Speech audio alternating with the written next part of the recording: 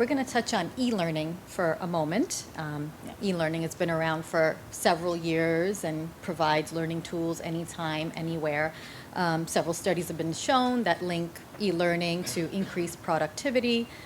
But there's lots of things that need to be kept in mind when developing e-learning tools and strategies, given so many populations within an organization, so many different learning requirements. So TJ, start off by telling us what are some key points to keep in mind when developing e-learning tools and an e-learning strategy?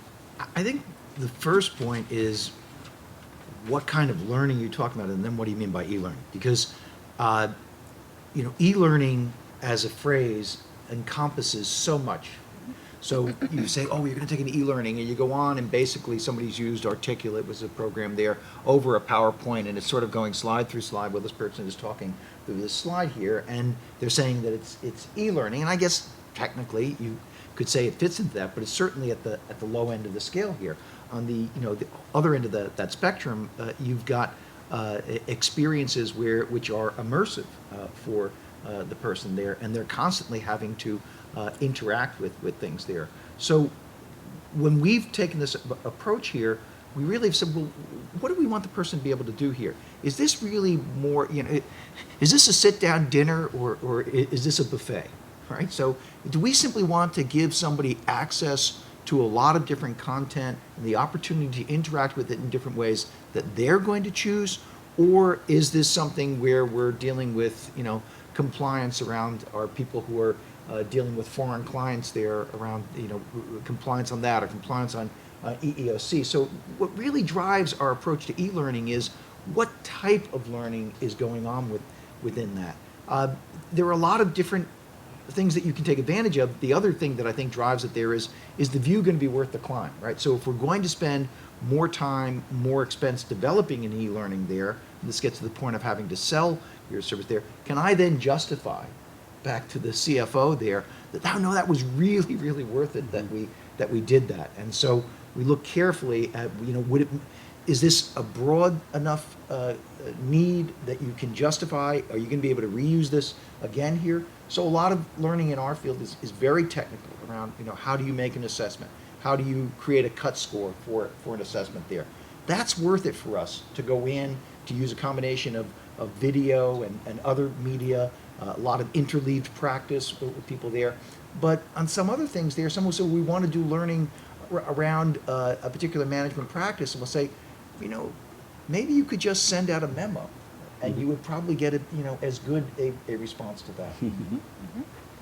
Dennis? Well, we do a lot of webinars for our compliance. If a bank, there's 16 compliance classes I have to take every year. I mean, I hate it. I hate it. And the company that we used would teach, it'd be a 22-minute webinar. They would pick probably the most boring voice on earth to do it. I mean, really, it was horrible. So it was like, I have to listen to this. And then they would ask you 25, 30 questions at the end. And we had probably 70% of the organization was frustrated because they couldn't pass the test. And so then people started getting a notepad, and they're trying to take notes during a webinar because they knew it. So we looked at that, and it was like, we're making this testing so frustrating, and it shouldn't be. And people really dreaded it. And when it's due October 31st, and 80% of our organization did it the last week of October, because they just would put it off. So we looked at other modules, and they were all like that. So what I did was I changed it. We put it in 2-minute segments. Here's 2 minutes of information. We're going to ask you 3 questions. Now we're going to give you 2 more minutes. We're going to ask you 3 questions. Here's 2 more minutes, 3 questions. At the end, we're going to ask you the same 30 questions that we already asked you, but you already answered it. And we immediately got to like a 95% pass rate. So I think when we look at webinars, we have to look at voiceover, who's talking, what's the interaction. So now what we're doing is we're doing it in little pieces, and then we're summarizing it, and then we're asking 2 or 3 questions. And then we go to the next piece. So we're creating webinars, seminars right now, videos. It's going to be in 2 and 3 minute segments. And then we're going to, here's the principles you've just learned. Let me test your knowledge. Here's 2 or 3 questions. Did you get it? Now I can remember what I learned in 2 minutes. I can't remember what I learned in 7 minutes because there's just too much information. And so that's going back to psychology. See, psychology taught us That's not how we learn. We can't learn in a 35-minute webinar, but we can learn in a 2-minute segment. And so we asked the question, and it's interesting. Once I answer the question, I made a synapse connection. I know the answer to that question. Now, if you ask it later, within 15 minutes, I'm probably going to give you the same answer, and I could pass the test now. And it's interesting how the morale went up, and the engagement went up, and happiness went up, because we made it easier for people to do something they dreaded for the last 30 years. And they start to realize, wow, we can make things. So if you look at all the legs that attach to this, we can make what we thought we can't make better, we can make better. That's innovation. We could take something that's broken and fix it just with a little tweak. So we see that manifest in so many different areas of the bank, just fixing compliance cases. They start to realize compliance can be easy to learn. And so that's how we approach it. And all our webinars now are being redone. And all our vendors that we do it, if they're giving me a 7-minute webinar, I'm not buying it. It's just too long. But what we started doing this year is when you come to any training, be prepared to answer 3 compliance questions. Any training. If you come to a cooking class, we are going to ask you 3 compliance questions. And you don't know which one we're going to ask. Now, the reason why we know people aren't going to remember, but the reason why we do it is because what you talk about is important. If you don't talk about it, it's not important. So we're always talking about it. We don't expect you to remember. We're just going to remind you what you've learned a year ago. But we made it a point, integrity and compliance is so important to banking because of regulations, that we're always talking about it. But you don't have to remember, because nobody remembers. Like, I don't remember this. No, it was the compliance law of 62-6. Oh, yeah, that's right. Okay, no problem. But let's talk a minute about that because it's important. It's the Privacy Act. Now we're going to go into the class of cooking. So it's a constant feeding. We have to constantly feed what's important.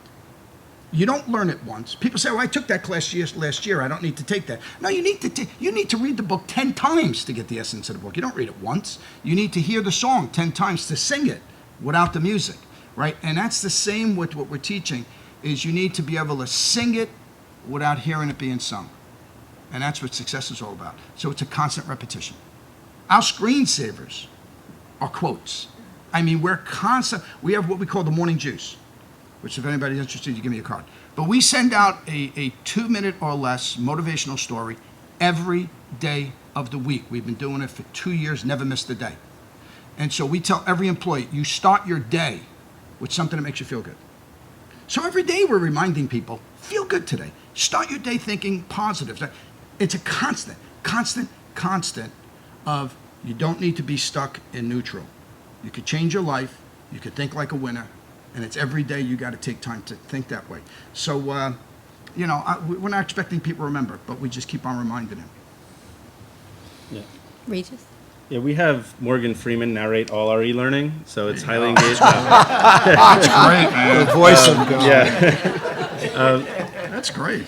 And so I agree with so much of what these two just said. Our philosophy overall is it has to be genuine, not generic. How many of you have taken those things that's Sally walks into the office with like stock imagery of like 2 people shaking hands? I automatically want to shut it down, and it like detaches the part of my brain that requires me to think and learn immediately. And I'm going to my phone and I'm kind of doing it like this and checking the boxes and trying to advance as fast as I can through that thing, right? So I understand that. I'm the worst student. I've been on the other side. So speaking in the organization's language is so important. Then showing value. We at Yahoo, we had this really complex system that showed advertising analytics. And we used to do 3-hour trainings on this thing. But to reinforce that or to complement it or to scale it, we also created an e-learning, which cost us a ton of money. But the people that took that attributed the e-learning to millions of dollars in closed revenue. So that just paid for it. So back to selling it, how can you tie it back to ROI is really important.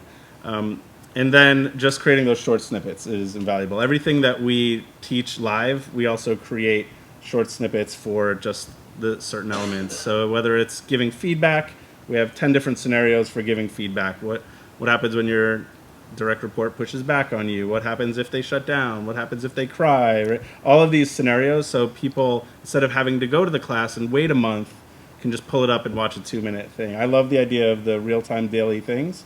On our Slack channel, we have our Moment of Zen Slack channel, which does that. But I love the idea of making it not just one and done. How do you reinforce it along the way? That's something that we're constantly striving to do. One of the things that when I walked into the bank, our training department was boring. They were a bunch of boring people. And their job was to get everybody else to grow.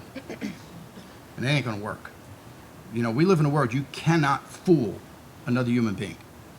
So, I do a lot of speaking around the country. I talk to a lot of training departments and human resource, and you cannot be a travel agent. You need to be a tour guide. You need to be what you're trying to create.